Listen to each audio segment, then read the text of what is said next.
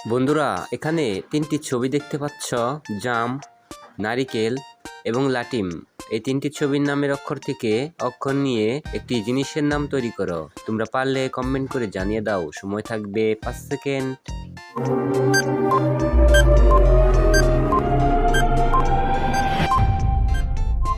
কি বন্ধুরা, পেরেছ?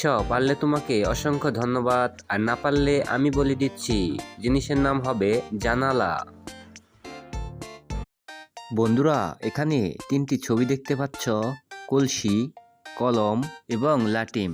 এই তিনটি ছবির নামের অক্ষর থেকে অক্ষর নিয়ে একটি ফলের নাম তৈরি করো। তোমরা পারলে কমেন্ট করে জানিয়ে দাও। সময় থাকবে 5 সেকেন্ড।